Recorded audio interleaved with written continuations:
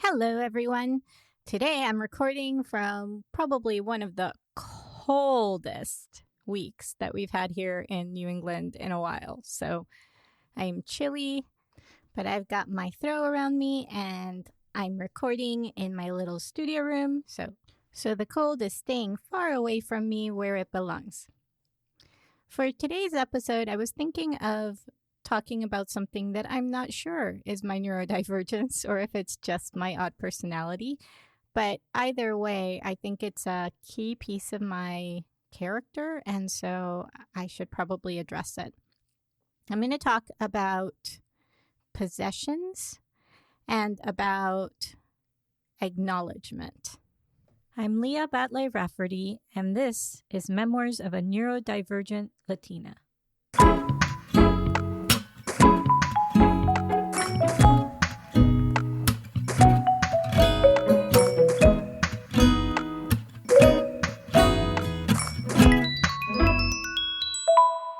So acknowledgement is a much broader topic, and the possession piece is one part of it. So I will start with the possession piece, but then we'll go on to other things. So since I was little, I have been very protective of my things. I didn't like my mom telling my younger siblings that they could play with my board games. I don't like people touching my things without asking. And it's not all my things, obviously. Like, if I have a bunch of ballpoint pens, I'm not going to be bothered. But if I have, like, a special pen that I love, that's my gel pen, then I will be. It sounds, when I say it like this, as if I'm kind of selfish. And it's odd because I don't know if I am. Because the moment somebody asks me, I happily lend them whatever. So like there's this need, and this is why I called it acknowledgement. There's this need to have it verbally requested that somebody use my things. And then generally I am very, very happy to share them. I don't know, if this comes from, once again, my mom when I was little, having a tendency to just share my things out to people. But I have a feeling that it's more central to my personality than that. I cannot finish a bag of candy by myself. I cannot.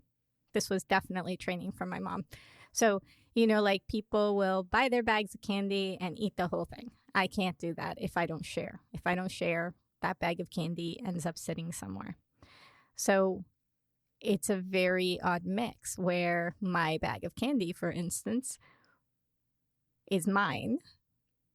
I would have to either offer it to you or have you ask me if you wanted a piece. And then I would share it willingly. I'm focusing on candy because it's the easiest thing I can think of. The moment that I decide that, I've had enough and it's no longer mine, then all of that changes. So let's say said bag of candy, I had like 4 or 5 pieces. There's a bunch left. My kids are around, my husband's around, and I'm just like, okay, I'm done with this bag. And I put it down. At that point, the ownership thing completely changes in my head. It no longer matters. Anybody can grab it. It becomes like public domain or something. I don't know. It's hard to tell why this is so triggering for me. I can't, I just can't explain it. It's just something that happens. Like, if I walk into my bathroom, and by the way, this is like stuff that I never share with anyone, so you're all getting really raw me here. And it looks like something of mine was moved, I get uncomfortable.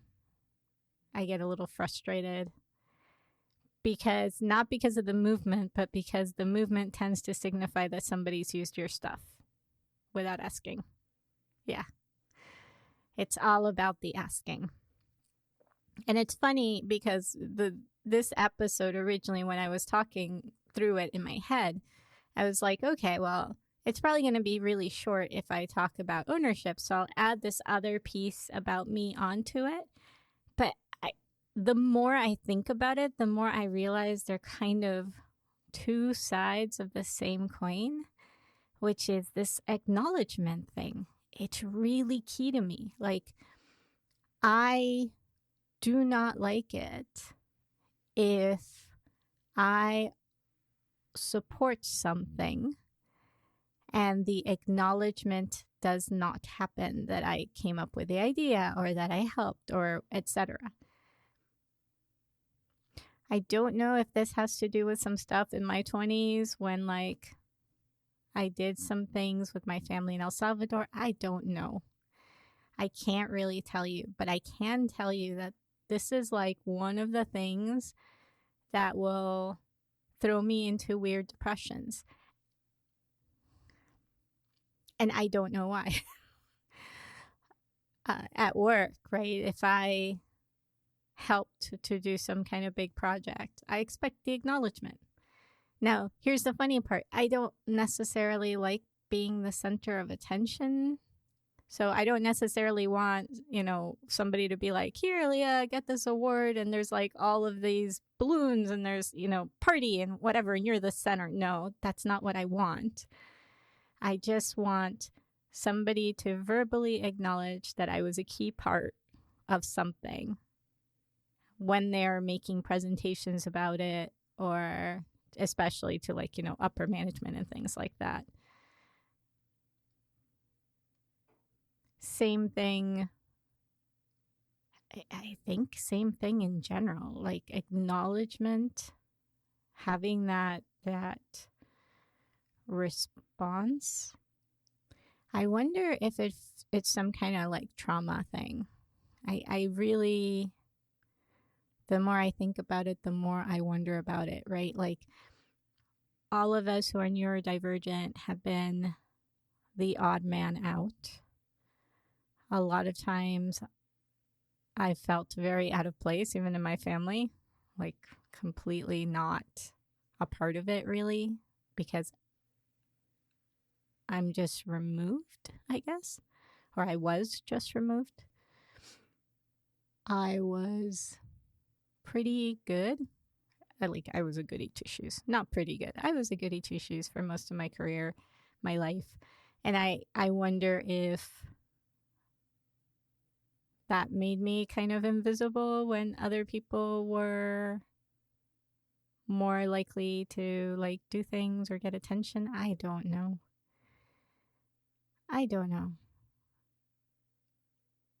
This is pretty heavy for a podcast, I know. But the point is, I do wonder if there's a trauma response here. If there's a, I feel like I've done some pretty great things, some really cool things. And yet they don't seem to bolster me up the way they do other people. And part of that maybe being a Latina and a woman and neurodivergent. Like, I mean, there's a pretty interesting trio right there. Part of it may be that sometimes, I wonder if this is what it is. For most of my career, I was the only woman in a company. I worked as a network administrator. I worked as a system administrator well into the early 2000s, mid 2000s. And sometimes just being in the room was hard. You're surrounded by men who are not used to having a woman in the workforce. And sometimes it's just fighting an uphill battle to get acknowledgement that you're doing just as well, or that, heck, the fact that you're there means that you beat your head against a wall so much harder than they did. So I wonder if that's what led to it. It's like the invisibility from being neurodivergent, the fact that I never quite fit in anywhere, even in college, where a lot of my friends were very different people, but I still didn't feel like I fit in very well. And then that being in a career where I was the singular woman, sometimes in an entire department, sometimes in an entire company. Interesting. Anyways, the point is, if you want to get on my good side, and I've been working with you, just the acknowledgement of the stuff that I have contributed tends to make me very happy.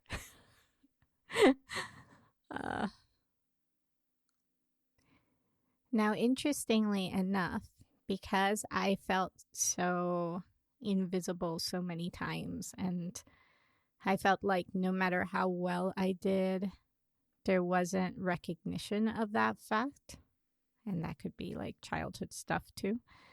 I made sure to do the opposite with my kids, and that led to a lot of difficulty for me because I was not good at communicating my feelings, right? So I had to learn, as I think I probably said this in the sensory episode, but I had to learn how to talk about my sensory issues with my kids so that they'd understand that I wasn't upset at them if I suddenly blew up or things like that. And one of the things that I made sure I did was acknowledging their strengths and making sure that I acknowledged when they did something really great. I felt like it was really important. I still feel like it's really important with kids with special education and special needs because everything around them is focused on their weakness, right? And especially with 2E kids, gosh, it's so hard because most places don't acknowledge strengths and weaknesses. They work to prop up their weaknesses, which I probably have said already anyways. But I felt like that acknowledgement of their strengths needed to be there. And maybe that comes from the fact that I felt like my strengths weren't acknowledged very often. They were sort of taken for granted. So, as many parents do, I took the lesson, I adapted it. Hopefully, my kids are a little bit more secure in that sense than I will probably ever be. But I don't know. Either way, I would love to hear from all the rest of you about whether or not this is something that you consider part of your neurodivergence or if this is a very Leah thing. We do have a email address, Moanl, MOANL, at labratsolutions.com. If you so happen to want to send email and let me know, maybe I'll start to read some of that email at the end every now and then. If you're willing to have me do so, say so in the email. But yeah, it would be really interesting to see if this is something that happens to other people who are similar to me, or if this is, like I said, very much my upbringing, my background, my childhood thing. One final thing, right, is I say this and it sounds like it's sort of an all or nothing deal, I guess, but the truth is that I've been in the workforce for a long time. I can date myself pretty well by saying I did modem support way back in the day. And what you learn is that, sometimes you just need a job. And it doesn't matter what will fit your soul. Sometimes it's just about going to work, forcing yourself through a day, and getting home. Luckily, I'm not in that place anymore. But I think it can be really hard when you have all of these drives and needs and things inside of you and you're trying to just mask and blend in every day. into a job that you already have a difficulty doing. And so you kind of learn to navigate around that need for whatever it is that you need in the workplace. And I think nowadays there are a lot of things that are accommodations for, sensory stuff, a lot of physical accommodations like the ergonomic like the ergonomic stuff, but accommodating like deeper emotional soul enriching things, maybe that's somewhere we'll never get to. And I'm sure even neurotypicals have that feeling, right? This kind of, you go to work because it's what everyone else does, because it's what you need to do to get money, because you need the money in order to survive. And so you put off whatever it is that really fulfills you internally. You don't ask for it. You won't probably get it from your job, and you have to find other avenues in which to get it from. And I think that goes with this acknowledgement piece, right? If you're very junior in a job, nobody gives you acknowledgement. At least, okay, no, let me correct that. If you're really junior at a job today and you were working for me, I would make sure you had acknowledgement.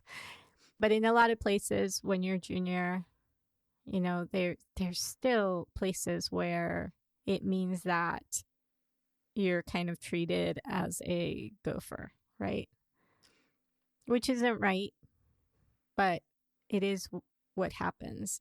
And in those industries, in those places, you just have to figure out ways to move through that stage of work until you get to the place where you can ask for the things that you need.